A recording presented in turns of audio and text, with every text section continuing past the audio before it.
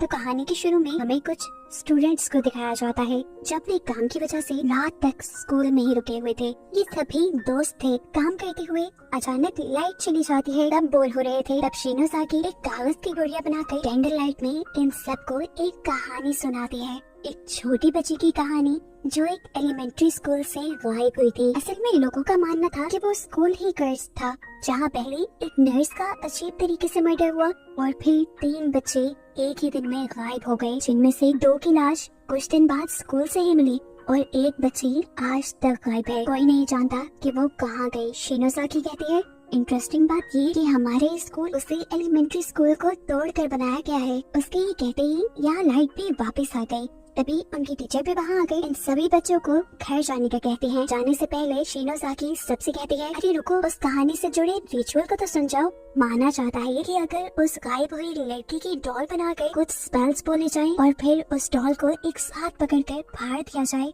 और उसके टुकड़े संभाल कर रखे जाए, तो रिचुअल करने वाले दोस्त कभी एक दूसरे से अलग नहीं होंगे। अगर हम भी ये रिचुअल करें तो हम भी हमेशा साथ रहेंगे जैसे अब है। ये सुनकर सभी उसके बताए रिचुअल को करने के लिए मान जाते हैं और एक साथ उस कागज की डॉल को पकड़कर कुछ स्पेल्स बोलकर उस डॉल को एक साथ फाड़ देते हैं। अब सब लोग खुश थे पर एक्साइटेड थे कि वो हमेशा साथ रहेंगे। लेकिन तभी अचानक उनके स्कूल में जलजला आ जाता है। जमीन अजीब भयानक तरीके से हिलकर टूटने लगी। इन्हें यहाँ से भागने का वक्त भी नहीं मिला और एकदम से सारे के सारे उस जमीन के अंदर धंस गए। जहाँ ये लोग गिरे थे ये अंधेरी जगह थी। कहीं दूर से इन्हें रोशनी आती नजर आई, जहाँ इन्हें इनकी टीचर ले जाती है और यहाँ आकर इन्हें मालूम होता है कि शिनोज़ाकी की रिचुअल की वजह से ये सब लोग किसी तरह उसी एलिमेंट्री स्कूल के अंदर आ गए थे जिसकी कहानी उसने सुनाई थी। बाहर जाने का भी कोई रास्ता नहीं था। चीजों का पता चलाने के लिए ये लोग इधर उधर देखते हैं तो इन्हें एक किताब मिलती है जिसमें उसी रिचुअल के बारे में लिखा हुआ था कि जो भी उस रिचुअल को करता है वो एक दूसरे यूनिवर्स में पहुंच जाता है, जो यूनिवर्स बिल्कुल एलिमेंट्री स्कूल जैसा है और कर्स्ड है। इस यूनिवर्स में उस बच्ची के गुमने की वो कहानी छुपी है जिसके बारे में कोई नहीं जानता। यही पढ़ते हुए अचानक इन्हें बाहर से अजीब आवाज आई। फौरन एक बच्ची बाहर चेक करने गई तो किसी ने उसके सर पे हथौड़ा मार दिया, कुछ इस तरह से कि उसका सर और मुंह दोनों फट गए और वो वहीं मर गई। उसकी इतनी भयानक मौत देखकर सभी बच्चे डर गए, वहाँ से भाग जाते हैं और एक दूसरे से अलग हो जाते हैं। यहाँ नाओमी किसी चीज से टकरा कर गिर गई थी, इस वजह से उसके पाँव में मोच भी आ गई और जब वो उठी और उसने नीचे देखा कि वो किस चीज से टकराई थी तो उसके होश ही उड़ गए। ये देखकर कि नीचे एक गली सड़ी लाश पड़ी थी जिसके ऊपर कीड़े चल रहे थे और इसे देखकर वो बेहोश हो गई। इस लाश को देखकर इन्हें ये भी मालूम हुआ कि वो ही नहीं, यहाँ पर पहले भी लोग उस रिचुअल को करने के बाद आकर फंस चुके हैं और जो यहाँ आता है वो मारा जाता है। इधर नाओमी के जो दोस्त उसके साथ थी वो उसे उठाकर मेडिकल रूम में लेकर आते हैं, उसकी पट्टी करती है। नाओमी हमेशा अपने पास एक डायरी रखा करती थी। उसकी दोस्त देखती है कि उसकी डायरी कहीं गिर गई, जिसे वो ढूंढने के लिए वहाँ से चली जाती है और इतने में यहाँ नाओमी को होश आ जाता है। लगा कि उसकी दोस्त उसे धोखा दे गई, उसे यहाँ पे छोड़ गई। मुश्किल से वो बेड से नीचे उतरती है तो उसे यहाँ एक अजीब सा पेंडेंट मिला जिसे उसने उठा लिया और उठाते ही उसके ऊपर अचानक 2 सोल्स ने, यानी 2 आत्माओं ने हमला कर दिया। वो देखती है कि ये दोनों सोल्स छोटे बच्चों की थी। उन समझने के लिए वो बेचारी लंगड़ाते हुए यहाँ से भाग जाती है, लेकिन ज्यादा दूर तक वो भाग भी नहीं पाई, रास्ते में ही गिर गई और यहाँ पर उसे उसकी दोस्त भी मिल गई। अब क्योंकि नाओमी को लग रहा था कि पहले उसकी दोस्त उसे छोड़ के भागी है, इसीलिए नाओमी उसे बहुत बुरा भला कह देती है, उसकी मदद भी नहीं लेती और दुखी होकर उसकी दोस्त वहाँ से भाग जाती है। उस दूसरी लड़की के यहाँ से जाती ही अब नाओमी को अजीबोगरीब आवाज सुनाई देने लगी थी, जिसे सुनते हुए उसके कानों में दर्द होने लगा और फिर वो बेहोश हो गई। दूसरी तरफ अब हमें सातोशी और उसकी बहन को दिखाया जाता है जो जब हॉलवे में भाग रहे थे तो तब उन्हें हॉलवे में बहुत सारी लाशें दिखाई दी। सातोशी की बहन ये देखकर बहुत ज्यादा डर गई। अब उसे वॉशरूम जाना था, सातोशी उसे लेकर वॉशरूम में जाता है, लेकिन फिर यहाँ से उसकी बहन गायब हो जाती है। वो बुरी तरह घबरा चुका था, अभी वो इस सदमे से बाहर निकला ही नहीं था कि उसके सामने एक सोल आ गई जिसके मुंह से खून निकल रहा था। इसे देखकर वो डर गया, उसने चीख मारी और वो सोल भी वहाँ से चली गई। यहाँ अब हम शिनोज़ाकी को देखते हैं जो अभी भी उसी किताब को पढ़ रही थी और यहाँ से बाहर निकलने का रास्ता ढूंढ रही थी।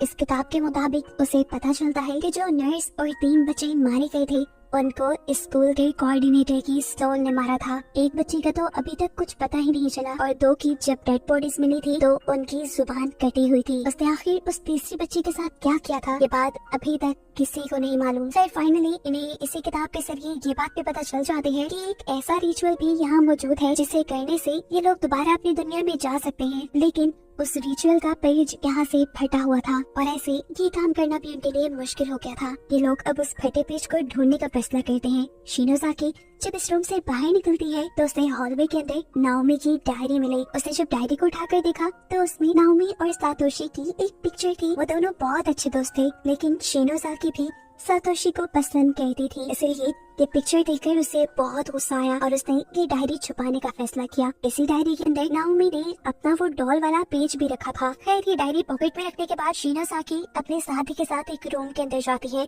जहाँ से अपनी दूसरी क्लास फेलो नजर आई। वो क्लास फेलो यहाँ दो सोल्स से बातें कर रही थी, वो भी बिना डरे। उसने इन दोनों सोल्स को अपना दोस्त बना लिया था। वो चाहती थी कि जिस वजह से ये दोनों सोल्स इस दुनिया में फंसी हुई हैं, उस वजह को ढूंढकर वो इन दोनों सोल्स को आराम दे दे और इन्हें सोल्स की दुनिया में पहुंचा दे। यही बात शिनोज़ाकी और उसके साथी को भी बताती है। उसका साथी उन दोनों सोल्स को देखकर बुरी तरह डर चुका था। वो उस लड़की से कहता है दूर हटो इन सोल से, और ये सुनकर उन दोनों सोल्स को गुस्सा आ जाता है और वो अपना गुस्सा अपने ही दोस्त यानी इस लड़की के ऊपर उतार देते हैं और उसे उठाकर दीवार के ऊपर इस तरह से मारते हैं कि उसकी बॉडी के टुकड़े टुकड़े हो जाते हैं और सारे के सारे टुकड़े दीवार के साथ ही चिपक जाते हैं। ये देखकर तो जैसे इन दोनों को बेहोश नहीं रहा था, सीन कट होकर हमें नाओमी को दिखाया जाता है जो हॉलवे के अंदर बेहोश हुई थी और अब जब उसे होश आया तो वो वॉशरूम में थी। उसने सामने देखा तो वहाँ उसकी दोस्त की डेड बॉडी लटकी हुई थी। ऐसा लग रहा था कि जैसे उसने सुसाइड की हो। ये देखकर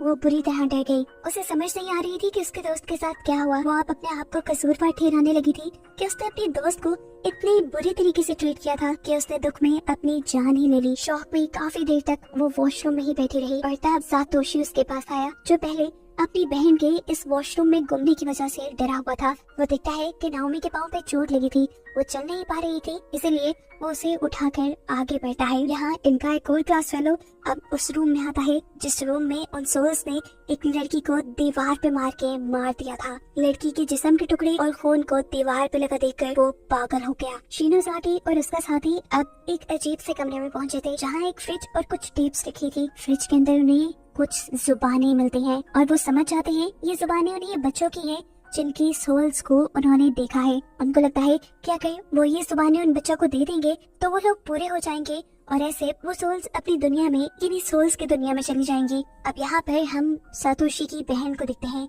जिसके पीछे स्कूल के प्रिंसिपल की सोल पड़ चुकी थी, जिससे बचने के लिए वो एक रूम में छुप जाती है और उसी रूम में उस प्रिंसिपल की सोल को वो पागल हुआ लड़का दिख जाता है जिसे गुस्से में वो कुछ इस तरह से मारता है कि उसका सर बिल्कुल क्रैश ही हो गया। और ये देखकर सातोशी की बहन बुरी तरह डर गई। इससे पहले कि वो चिल्लाती थी यहाँ पर एक छोटी लड़की आकर उसे यहाँ से बचा के ले जाती है। अब सीन कट होकर हम दोबारा सातोशी और नाओमी को देखते हैं जो चलते हुए उसी रूम तक आ गए थे जहाँ पर शिनोज़ाकी भी थी। इस रूम से शिनोज़ाकी को जो टेप मिली थी वो उसे सातोशी को दे देती है जो उसे जब कंप्यूटर में चलाकर प्ले करता है तो इन्हें मालूम होता है कि ये वीडियो उसी ने बनाई थी जिसने वो रिचुअल वाली बुक लिखी थी। पहले उस राइटर की किताब में उस बच्ची के गायब होने के बारे में नहीं बताया गया था और वही कहानी मुकम्मल करने के लिए वो भी वही रिचुअल करके इस दुनिया में दोबारा आया था, क्योंकि वो जानता था कि वो छोटे बच्चे की कहानी जानने के बाद दोबारा रिचुअल करके अपनी दुनिया में वापस चला जाएगा। लेकिन अफसोस कि यहाँ आते ही उसके एक साथी को प्रिंसिपल ने हथौड़े से मार डाला, जिसे देखकर ये चारों बच्चे बहुत ज्यादा डर जाते हैं।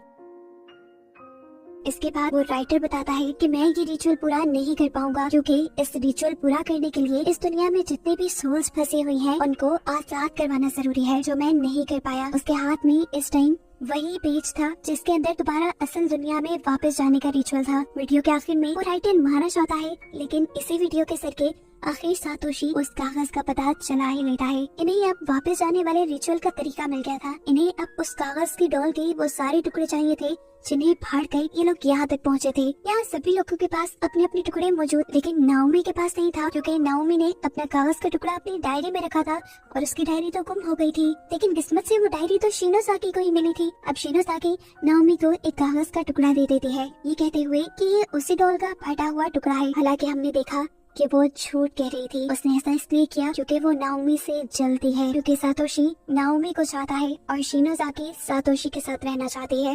वो जानती थी कि अगर नाओमी का टुकड़ा नकली होगा तो वो असली दुनिया में भी नहीं जा पाएगी और ऐसे भी शिनोज़ाकी और सातोशी दोनों साथ रहेंगे। खैर ये टुकड़ा देने के बाद अब शिनोज़ाकी चाहती है अपने साथी के साथ उन दोनों सोल्स के पास जिनकी टंग उन्हें फ्रिज से मिली थी। ये टंग्स लेते ही वो दोनों सोल्स खुश हो जाती हैं। ऐसे उनकी बॉडी पूरी होते ही स्कूल के अंदर लाइट तो हो जाती है, लेकिन शिनोज़ाकी और उसका साथी देखते हैं कि वो सोल्स आजाद नहीं हुई थी, वो इस दुनिया से गायब नहीं हुई थी। यानी इसका मतलब कि अभी भी कोई चीज ऐसी थी जो इन सोल्स को परेशान कर रही थी। शिनोज़ाकी के पूछने पर ये सोल्स शिनोज़ाकी को हाथ लगाकर एक वीएन दिखाते हैं, जिसमें वो देखते हैं कि इन दोनों छोटे बच्चों को स्कूल के डायरेक्टर की सोल ने नहीं मारा था, बल्कि उस छोटी बच्ची की सोल ने मारा था, जिसके बारे में इन्हें पता चला है कि वो गायब है। सिर्फ यही नहीं, वो बच्ची अभी भी लोगों को मारती जा रही थी और इस दुनिया का कर्ज खत्म करने के लिए इन्हें उस बच्ची की सोल को रोकना था। शिनोज़ाकी अपने साथी के साथ मिलकर उस बच्ची की सोल को रोकने के लिए जाती है, जहाँ हमें देखने को मिलता है कि उस बच्ची की सोल पहले ही सातोशी की बहन को पकड़ चुकी है। उसने सातोशी की बहन को बेड से लिटाकर उसके हाथ पांव बांधे हुए थे। वो पहले एक अम्ब्रेला को सातोशी की बहन के जिस्म में स्टैब करती है और फिर कैंची से उसकी जुबान भी काट देती है। जितनी देर में शिनोज़ाकी और उसका साथी यहाँ पहुँचे थे, उस बच्ची की सोल के सारा काम कर चुकी थी और ये देखकर शिनोज़ाकी सुन रह गई। होश में आने पर शिनोज़ाकी फौरन सातोशी की बहन को उठाकर वहाँ से भागती है और हम देखते हैं कि पीछे से उस बच्ची की सोल हंस रही थी, जैसे वो ये काम करके बहुत खुश हुई हो। शिनोज़ाकी और उसके साथी का अब सामना हो जाता है डायरेक्टर की सोल से, जो अब शिनोज़ाकी को मारना चाहता था, लेकिन शिनोज़ाकी का साथी उसे बचाने के लिए उस सोल का सामना करता है और यहाँ खुद ही सोल से मार खा लेता है। उसको रास्ते से हटाने के बाद ये सोल दोबारा शिनोज़ाकी की तरफ पड़ी तो एक और मर्तबा उसका साथी हिम्मत करते हुए पास पड़ी एक स्टिक लेके उठा और उसने उस सोल के जिस्म के अंदर स्टैब कर दिया। ऐसे वो सोल मर गई और शिनोज़ाकी भी बच गई, लेकिन अफसोस कि वो नहीं बच पाया क्योंकि पहली सोल ने जो उसके ऊपर हमला किया था उसकी वजह से वो अब मारा गया। अब सीन कट होकर हम सातोशी और नाओमी को देखते हैं, जिनके सामने उस ईवल बच्ची की सोल आ चुकी है। इसको देखकर ये दोनों ही डर गए थे। सातोशी डरकर यहाँ से भाग जाता है, लेकिन नाओमी भाग नहीं पाती और वो जाकर एक रूम में छुप जाती है। इस रूम के अंदर बहुत सारे सीसीटीवी कैमरास की फुटेजेस थी। इनको देखकर नाओमी को अपने दोस्त की याद आती है जो वॉशरूम में मारी गई थी। वो अब उसकी मौत की वजह जानने के लिए सीसीटीवी की फुटेज जब रिवाइंड करती है तो ये देखकर उसके होश उड़ गए कि उसने खुद अपने दोस्त को मारा था। इसलिए नहीं कि उसके दोस्त ने उसे धोखा दिया था, बल्कि इसलिए कि उस ईवल बच्ची की सोल ने नाओमी को पूरी तरह पोजेस कर लिया था, यानी अपने काबू में कर लिया था। इसी के चलते नाओमी ने अपने दोस्त को मार डाला। ये देखकर वो बुरी तरह रोने लगी। उसे अफसोस हो रहा था कि वो कैसे अपनी जान से प्यारी दोस्त को मार सकती है। रोते हुए वो अपने दोस्त से माफी मांगती है और उसे कहती है, मैं तुम्हें कभी नहीं मारना चाहती थी, लेकिन नहीं जानती मैं मेरे से ये सब कैसे हो गया। वो ये सब बातें कर ही रही थी कि अचानक उसकी दोस्त की सोल भी उसके पीछे आ गई, जो उससे कहती है, मैं जानती हूँ तुमने ये जानबूझ के नहीं किया, इसीलिए मैंने तुम्हें माफ किया। तभी नाओमी की नजर अब कंप्यूटर स्क्रीन के ऊपर पड़ती है, जहाँ उसने देखा कि वो ईवल सोल अब सातोशी के ऊपर हमला करने वाली थी। वो फौरन उसे बचाने के लिए बाहर गई। सीन कट होकर हमें शिनोज़ाकी को दिखाया जाता है, जो सातोशी की बहन की बॉडी लिए एक जगह सुन बैठी थी कि तभी कोई सोल उसके लिए एक मैसेज लिख कर जाती है, जिसमें लिखा था, तुम बेसमेंट में जाओ। इधर नाओमी जो सातोशी को बचाने के लिए आई थी, एकदम से नाओमी को देखते ही वो सोल यहाँ पर सब कुछ छोड़ छाड़ कर भाग गई। और तब नाओमी को पता चला कि उसने जो लॉकेट जमीन से उठाया था, शायद उसी को देखकर ये सोल भागी थी। ये लोग जैसे ही अब उस लॉकेट को खोलते हैं तो इन्हें एक वीएन देखने को मिलता है, पास्ट का वीएन, जिसमें इस दुनिया की सारी मिस्ट्री थी। असल में उस ईवल बच्चे की मॉम उस स्कूल की नर्स थी, जिसे स्कूल के डायरेक्टर ने सीढ़ियों से धक्का देकर मार दिया था और ये चीज उस बच्ची ने देख ली थी। अपनी मॉम का मर्डर होते उस बच्ची ने देखा था। ये बात डायरेक्टर को भी पता चल गई और फिर डायरेक्टर ने उस बच्ची का भी गला घोट के उसे भी मार डाला। फिर ये दोनों मर्डर्स छुपाने के लिए डायरेक्टर ने इन दोनों की डेड बॉडीज को बेसमेंट में छुपा दिया था और बस उसी दिन से उस बच्चे की सोल इस स्कूल के अंदर भटकने लगी थी और कर्ज की शुरुआत हुई थी। आहिस्ता आहिस्ता करके उस बच्चे का गुस्सा इतना बढ़ गया कि उसके गुस्से की वजह से यहाँ एक पैरेलल यूनिवर्स बन गया। ये कहानी जानने के बाद नाओमी ये बात तो समझ जाती है कि अगर ये लोग उस बच्ची की सोल का गुस्सा ठंडा कर लेंगे तो ये सब कुछ ठीक करने में कामयाब हो सकते हैं। खैर ये लोग अब दोबारा प्रेग्नेंट पर दिखते हैं और इनका वेन कंटिन्यू हो जाता है, जहाँ ये लोग देखते हैं के मरने के बाद उस बच्ची की सोल डायरेक्टर को बहुत ज्यादा तंग करने लगी थी, इसीलिए डायरेक्टर ने बेसमेंट में जाकर उस बच्ची की जुबान को ही काट दिया और इसी चीज का बदला लेने के लिए अब ये बच्ची जिसको भी मारती है उसकी जुबान काट देती है। खैर अब ये दोनों ये मामला सुलझाने के लिए बेसमेंट में जाते हैं, जहाँ इन्हें शिनोज़ाकी भी मिली। ये लोग वहाँ जाकर उस बच्चे की लाश को जैसे ही देखते हैं तो एकदम से वो लाश जिंदा होकर बैठ गई और सातोशी पूरी तरह डर गया। उसे पैनिक होते हुए आस पड़ा पत्थर उठाया और जोर जोर से उस बच्ची के सर को मारने लगा, यहाँ तक कि उसका सर क्रश हो गया।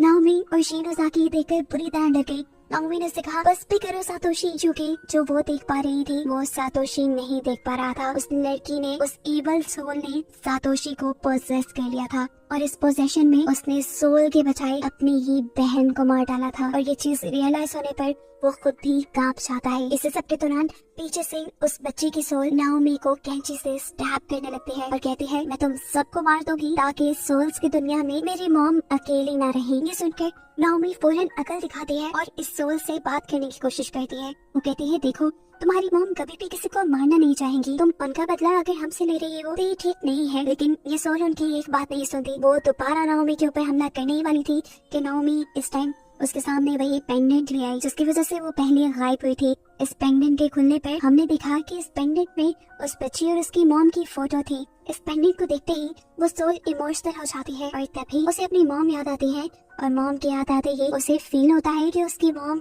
उसे पीछे से गले लगा रही है। अपनी मॉम के प्यार का एहसास मिलते ही उस लड़की का सारा गुस्सा खत्म हो चुका था और गुस्से के खत्म होते ही वो कर्ज खत्म होते ही अब ये दुनिया भी टूटने लग जाती है। इससे पहले कि दुनिया पूरी तरह खत्म हो जाती, इन्हें यहाँ से बाहर निकलना था। नाओमी सातोशी को थप्पड़ मारकर उसे जगाती है और यहाँ से भागने को कहती है। ये लोग उस पेज को ढूंढते हैं जिसके रिचुअल के जरिए ये लोग अपनी दुनिया में वापस जा सकते थे। तीनों ही अब इनकांटेशन करते हैं, यानी रिचुअल का उलट करते हैं और अपनी दुनिया में वापस जाने के लिए अपने पास मौजूद उस डॉल के पेजेस को मिला देते हैं। ऐसा करते ही जमीन जोर से हिलती है, इन्हें तेज रोशनी दिखाई देती है और फाइनली ये लोग अपनी दुनिया में अपने स्कूल में पहुंच जाते हैं। दुनिया में आते ही सबसे पहले हमें नाओमी को दिखाया जाता है। हालांकि उसके पास तो पेपर भी निकली था और साथ ही हम शिनोज़ाकी को भी बैठा हुआ देखते हैं। इन दोनों ने दूसरे यूनिवर्स में सातोशी का हाथ पकड़ा हुआ था, लेकिन अब असली दुनिया में देखते हैं कि सातोशी का एक हाथ नाओमी के हाथ में है और दूसरा हाथ सातोशी के हाथ में, और वो खुद इस असली दुनिया में नहीं आ पाया।